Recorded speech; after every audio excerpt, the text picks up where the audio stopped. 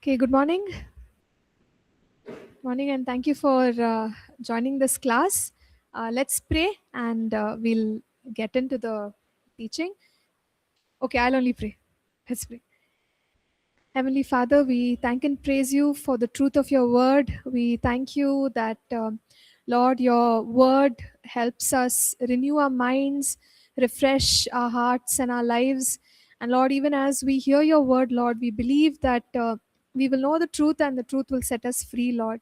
And Father God, we pray that we will be able to apply the revelation that we are receiving in every area of our lives, Lord, and glorify you, honor you, and Father, see your glory manifest. We thank you, we worship you. In Jesus' name we pray. Amen. Okay, so we are in the last few chapters of developing the human spirit. So let's quickly go into it. So, in the last class, we talked about how to hear from God, which is about the faculties of the human spirit, and also how to walk in the spirit. And we said that one must come under the influence of the Holy Spirit. So, when we do that, we are truly going to see more of the spirit at work in the believer's life, right?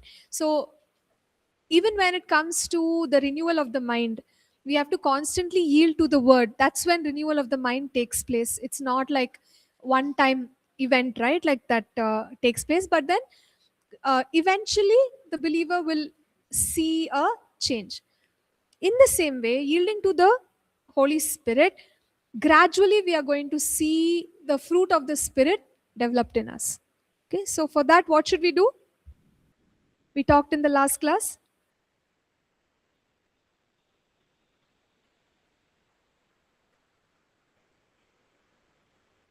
Walk in the Spirit, and then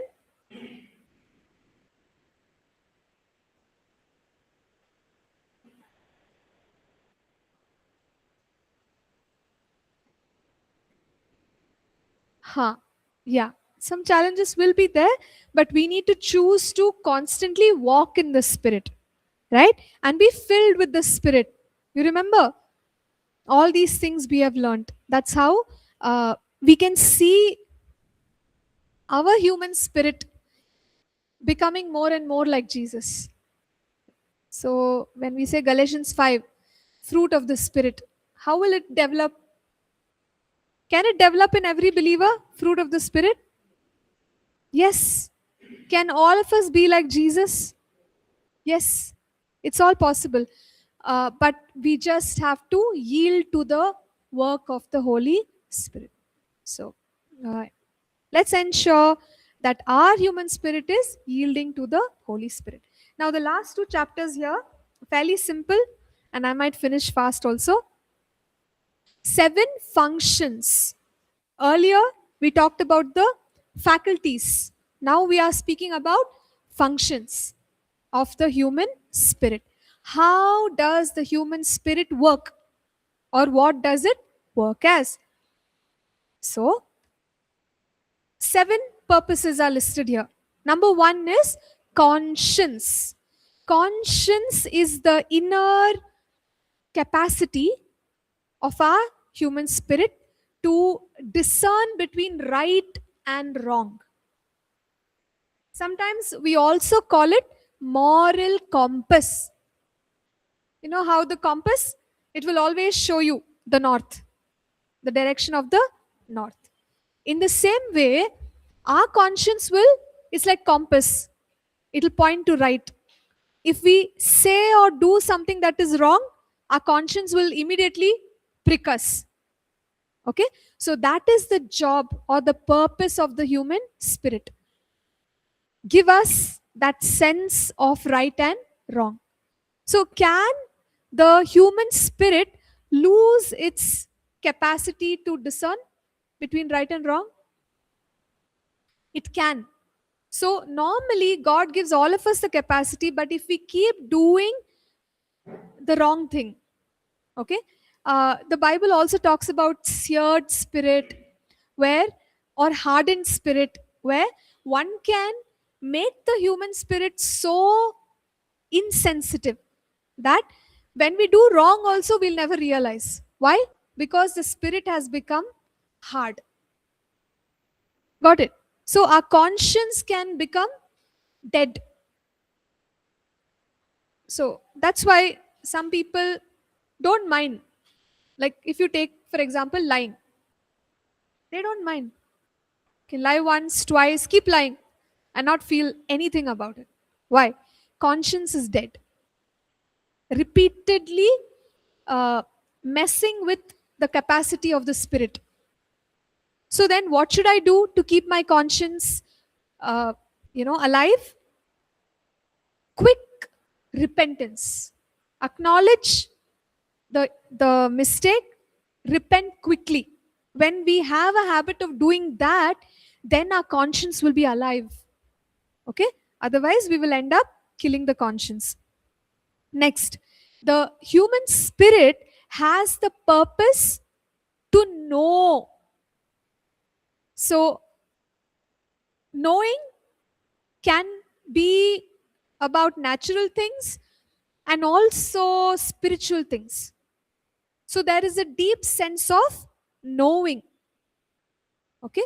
So, we can utilize this capacity to receive more and more enlightenment from God.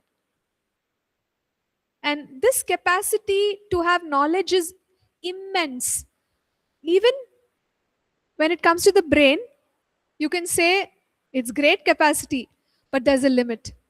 But for the human spirit, there is no limit, right? So, God, it depends on how much revelation I am going to ask God for. So, when I keep asking for more and more revelation knowledge, God can keep giving me revelation knowledge. So, the human spirit has great capacity to receive spiritual truth and revelation. Okay. The next purpose is communion. We've already spoken a lot about it, that we can fellowship with God. And the spirit, human spirit, is also a container which contains life, nature, or as in character. The kind of character that each one of us possesses. It can contain God's grace. Grace in this context means the capacity to serve God. So when I say I have the grace to encourage someone, that means I have the capacity to do it, empowered to do it. So the spirit can carry grace, right? And the spirit can also carry God's power and glory. So this is the reason we were saying earlier that we have to maintain the human spirit in a good way, godly way. If it is polluted, what will happen? If the human spirit is polluted, we have discussed all these things earlier. What will it affect? Anointing, correct. You remember? We said anointing is pure, but our ungodly character of the spirit can even affect the anointing. You got it? So that's the reason one has to maintain the container clean, because my human spirit is going to hold the power of God. Okay? So this is how we look at it. Then the human spirit is who we really are. And the Bible describes so much about our identity in Christ. That now we are children of God, we are redeemed, there is freedom. Where do we experience all this? In the spirit first, right? So our identity primarily emerges from the spirit man or the inner man. Our human spirit engages in certain actions such as believing. So there are times when we hear God's word and immediately we can sense in our spirit that I'm connecting with that word and I truly believe that word. Like, I don't know about you guys, but yesterday when Pastor was sharing, it was so powerful and he was talking about speak to the mountain. I could just feel something resonating within my spirit, right? Because That's the capacity of the human spirit. The human spirit now believes the word that has been proclaimed, or any other form of action also the human spirit can take. For example, prayer. So sometimes there are matters where one must intercede in prayer for a long period. The human spirit has the capacity to intercede, where it's constantly telling you, okay, I have this burden, let's pray, let's pray. So the spirit is driving the capacity to pray. And of course, the body follows. You know how Jesus said, the spirit is willing, right? So the human spirit has that capacity to pray or intercede. Or some other actions over here, it is written serving or fighting as in spiritual warfare, where we rise up in the spirit and we stand against the wiles of the wicked one. So basically, the human spirit has the capacity to do many things, and one has to utilize it. So I think it's quite understandable. So we'll move ahead. Finally, growth.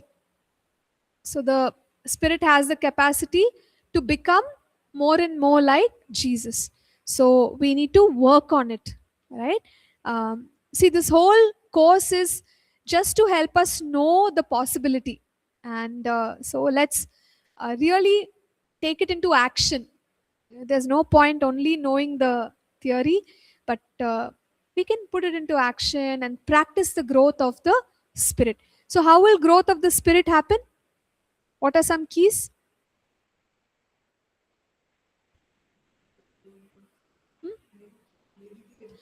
Very good. That is number one. Meditate in the word of God. You remember First Peter chapter 2, verse 2. What did Peter say there? Desire the pure milk of the word. So that you may grow thereby. So growth comes from meditation in God's word. Any other ways? Yes, prayer, fellowship with God, very good. We discussed that the more time we spend, the more familiar we become with the way God speaks. And so in all of these ways we can become more and more like Jesus, but we have to work on it. Okay, so this is possible. All of our spirits can become Christ like, but one has to work on it to see this growth. So yeah, so now we have looked at 7 functions, and quickly the last chapter here, which is about impartation. We have learned about impartation in Keys to Supernatural Ministry. So many of the thoughts here could be slightly repetitive. Okay, so we understand that one can spiritually impart to another person. And so this can also be understood as we can receive spiritually from others. So we can impart and we can also receive spiritually from others. So the human spirit has that capacity. Now, Paul writes that things have, he says that we have written, on you or in your hearts, what has been written on your hearts. So, what is the meaning of that? Something has been imparted into the spirit of the believers through the ministry of Paul, right? So that is what ministry is, right? So ministry beyond uh, all the activities and all the programs that we do, something is being written. So as the word is taught, the word is being written upon their hearts or their spirits. Okay, so we basically are doing a work in the other person's spirit, so to speak, right? Either the word is being written or the power of the spirit is being imparted. And we also recognize that gifts of the Holy Spirit can be imparted. So where do you see this gifts being imparted? Yeah, I know the reference is here, but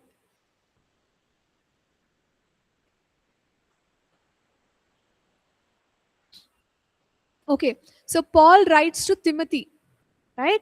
And he says that by laying on of hands, gift has been imparted to you. And so he says, stir up the gift which has been given to you. So it is possible for spiritual gifts to be imparted as well. So one needs to understand this, and this knowledge can help us receive as well as give to others. So when we are praying for people, we can even intentionally pray and say, Lord, let there be a release of your power, release of spiritual gifts. And actually, you can see that they have now received it in a sort of like a, I wouldn't say dormant, but they receive it. But then the other step is that they also have to work on nurturing the gift that has been imparted. Okay, so gifts can be imparted, uh, they can be reproduced in others. But as I spoke earlier, though we receive it, developing the gift is key. So, example, prophecy. All of us can flow in the simple gift of prophecy, but even then, we find that some people do way better than the others. Why? Why some people are doing better in the operation of the gift of prophecy compared to others?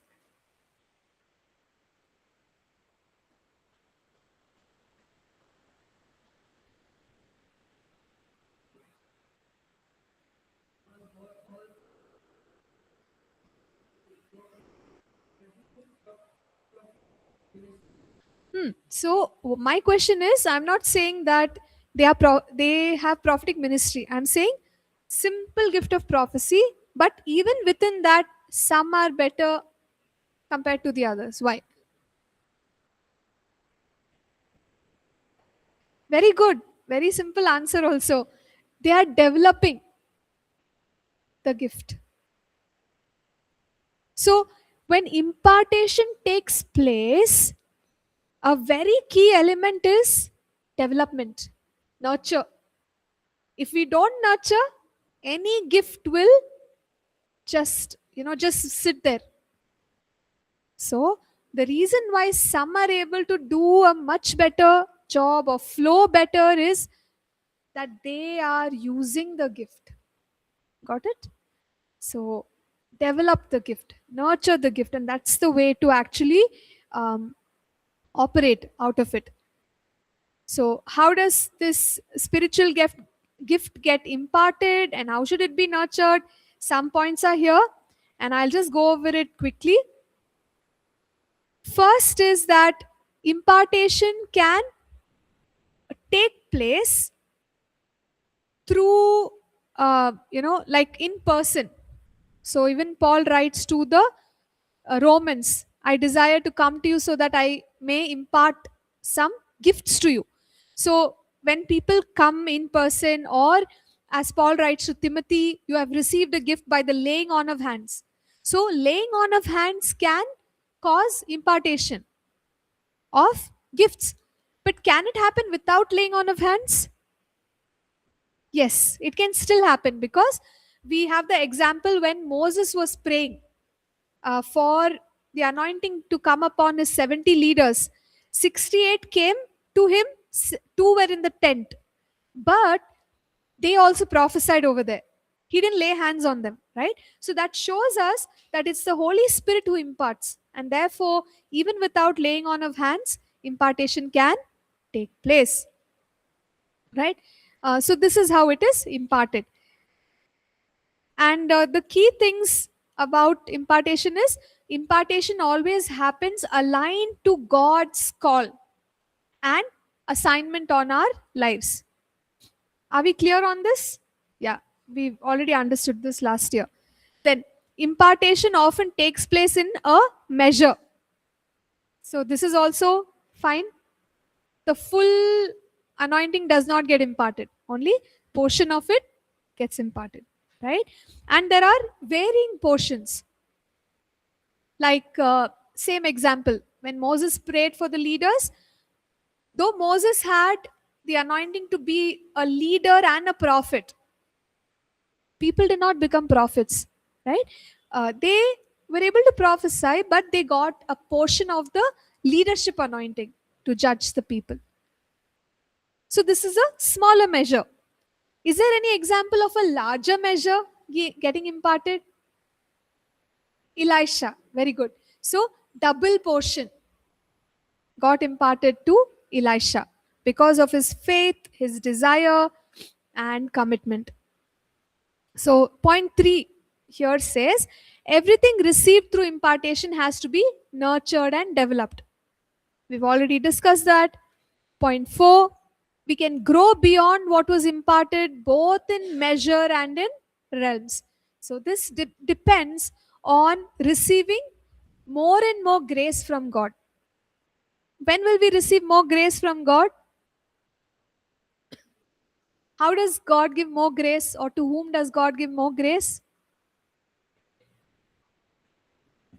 When we are humble, correct. So God resists the proud and he gives grace to the humble. James chapter 4 verses 6 and 7. Okay, so when we are humbly operating in the gifts that God has given us, we are serving in the assignment, surely he will increase the capacity over our lives, and it can happen. We can receive impartation from more than one minister of God. So that means many ministries, many people of God, and we can receive from all of them. Point 6, two factors determine what you receive through impartation. One is our hunger, second is God's assignment on our lives. So when we keep our hunger up, for example, Elisha saw Elijah's life and he desired a greater ministry. How much did he desire? He kept the condition that Elijah told him. So that shows hunger. He wanted double portion, he got double portion. So in the same way, if you and I desire greater anointing, we will receive greater anointing. Okay, has to be driven by hunger. Secondly, God's assignment on our life. So depending on what it is that God has called us to, he will anoint. Okay, and we have to take it and walk with it. Point 7, impartation takes place through association and honor. So we've learned this when we are associating, meaning either we could be working with a certain person, example, Moses, Joshua, Elijah, Elisha, Gehazi. So you can see that they are working together, right? Or Eli, Samuel. So impartation takes place. Now, even beyond this arrangement, when we honor and respect, right, somebody's ministry, we can receive from them. So maybe we are listening to sermons of a healing minister of God, impartation can take place, right? Or we are following and listening to the prophetic teaching about prophetic from a ministry, impartation can take place. So the key is association and honor, respect, right? Respecting God for his word and that minister of God for what they are doing. So in these ways we can receive. Point 8 here, impartation can take place remotely, and I have already discussed it with us. Point 9 here speaks about impartation which cannot be purchased with money. Is there any example in the Bible for this?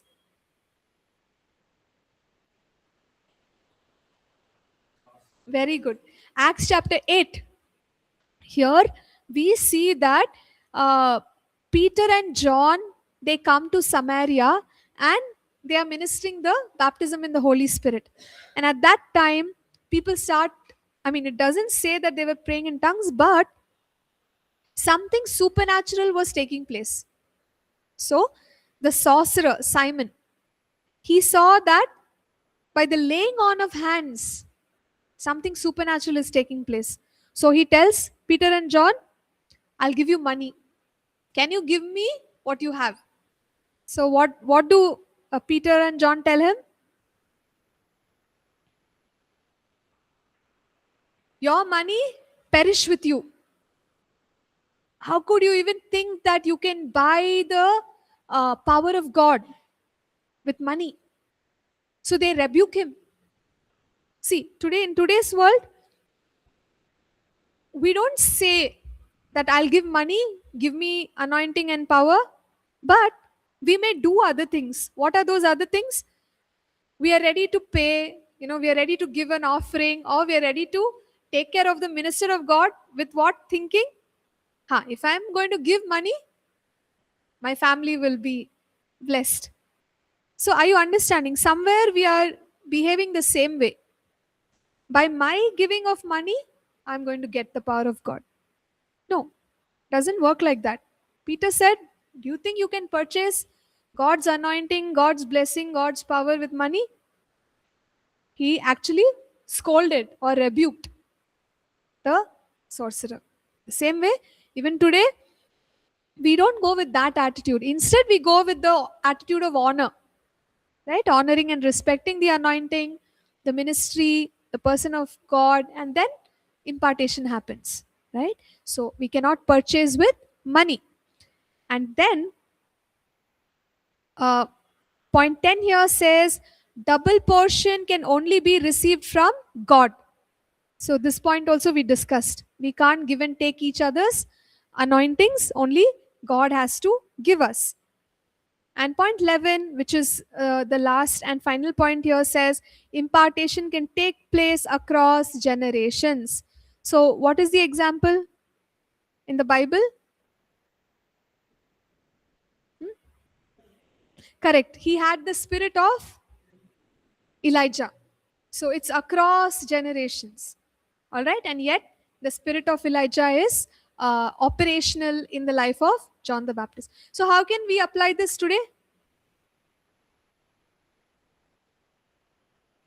Okay, so Vinay is pointing to Smith Wigglesworth. So if Smith Wigglesworth's anointing, if I desire and I truly honor, then I can have a measure of people from other generations also. John G. Lake, or I'm just saying names. Uh, so we should not become very putting the person on a pedestal kind of mindset, but it's good to desire the good things that we see in people's lives. So when we see the anointing, when we read their stories, we desire and we can receive. Even today, we can receive the impartation of the anointing which was on their lives. Okay. Oh, all right. So today we have spoken about 7 functions and about impartation. So I'll stop right here so that you can save that extra time and do your assignments maybe. So any thoughts, any questions as we close?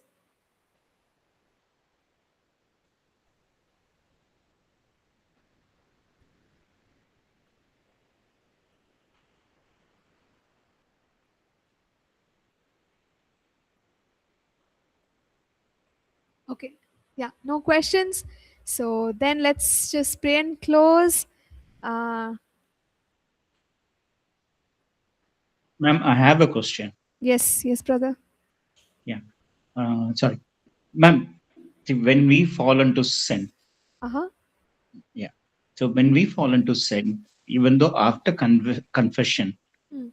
this sometimes we feel that we are repeatedly falling into it. And sometimes we feel that uh, Holy Spirit is not guiding or Holy Spirit is not helping in the temptation so that I can go back to Jesus and pray for it. So how to avoid that situations? Mm. So, see, the fact that we are falling again means that there is a weakness, and we have to deal with that weakness, Brother Sriraj.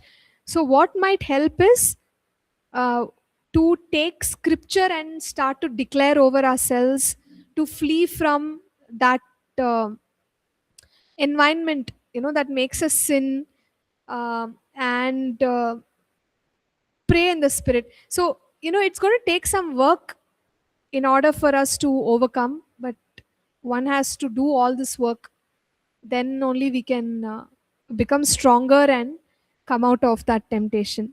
Uh, does that Ma'am, answer I your question? understand that. Huh. I understand that, but sometimes Okay. when we go to the scripture also, Hmm. we don't really get into the substance. Uh, Hmm. so we feel that it's kind of a dullness, or sometimes it is like uh, I'm desperately or sometimes deliberately I'm falling into it, or sometimes I'm not able to overcome. Hmm. Hmm. So in that certain areas, Yes. so So, how to? see, yes, brother, in the earlier chapters, we discussed that there can be a nature of the spirit. Like, if you recall, angry in the spirit, bitter in the spirit, or, very sad in the spirit.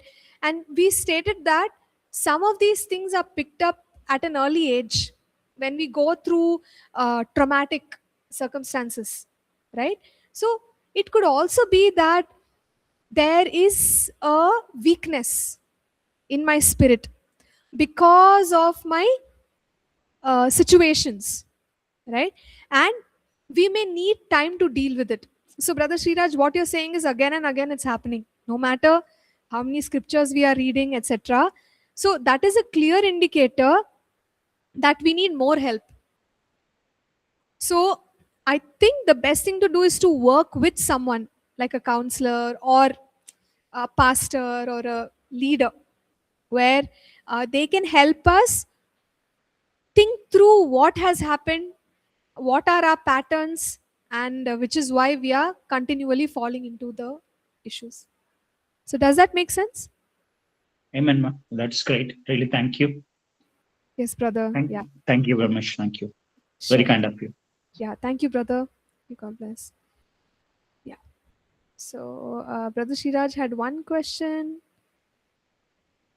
but I think since a lot of this is from some other courses also, the content, I'm hoping we are clear.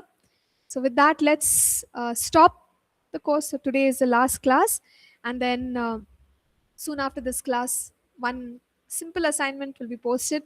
There'll be only one, so you can just finish that and wrap up. Okay. Okay. Who would like to pray before we close the class? Any problems? Oh, I've already posted one. Is it? So sorry, I'm getting confused. So many classes. Hmm. Okay, then one more simple. And with that, we will wrap. All right, who would like to pray? Last, oh, go ahead. So Mahima will pray, and with that, we are going to close. Let's pray. Heavenly Father, we come before you. Thank you for this day and thank you for this class.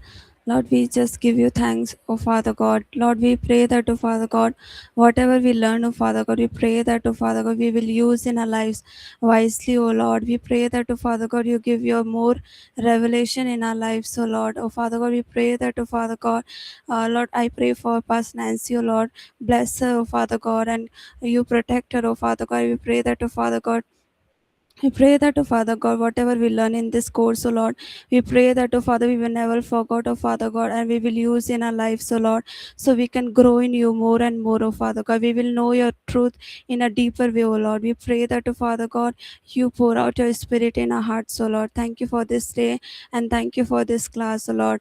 I surrender this day into your hands. In Jesus' name I pray. Amen. Amen. Amen. Amen. Thank you. Thank you, Mahima. Amen. Thank Thank you, you, everyone. ma'am. Yes, thank you. God bless you. I'll see you in the class on Wednesday. Okay, so that is officially my last class with this batch. Thank you. Thank you, ma'am. Thank you. Thank you. God bless.